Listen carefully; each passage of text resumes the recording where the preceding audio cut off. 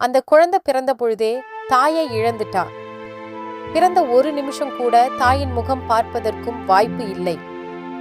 வைத்தியசாலையிலே எல்லாரும் கண்ணீரோட குழந்தைய பார்த்தாங்க. தாய் இல்லாம பிறந்தத பாவம் என்பதுதான் முதல் வார்த்தை. அந்த குழந்தைய பாட்டி தான் வளர்த்தாங்க. தாயாகவே மாறினாங்க பாட்டி. பசிக்கும்போது பாட்டி ஓடி வந்தாங்க, பசி ஆற்றினாங்க. ஆனா அந்த அன்பு ஒரு விதத்தில் குறைவாகத்தான் இருந்துச்சு. தாய்க்கு மட்டும் இருக்கும் அந்த உரத்த அணைப்பு இல்லாம. பள்ளிக்கு போனப்போ பிற குழந்தைகள், உனக்கு அம்மா இல்லையா, அப்படின்னா எப்படி இருக்கும் அப்படின்னு கேட்டதெல்லாம் கண்ணுக்குள் முடிச்சு வச்சுக்கிட்டா.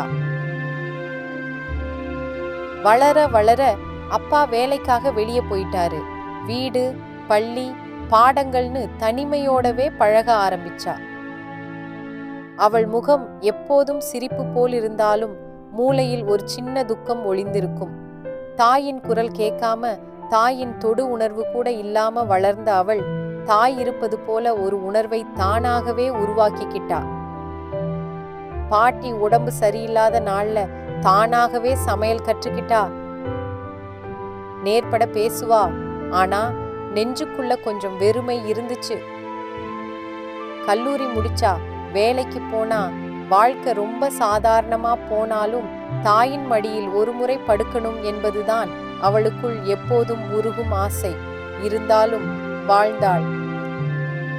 தனிமையை தோழியா வச்சுக்கிட்டா. வாழ்க்கையின் அர்த்தம் தானே தேடி கண்டுபிடிச்சா. பாட்டி போனதும் அவ ஒருத்தியா இருந்தா. தன்னை பெற்ற அன்னைதான் இல்லை, ஆனா பிற குழந்தைகளுக்கு தாயாக மாறினா, ஒரு ஆசிரியையாக. அவள் இறந்த போது ஊரே வந்துச்சு.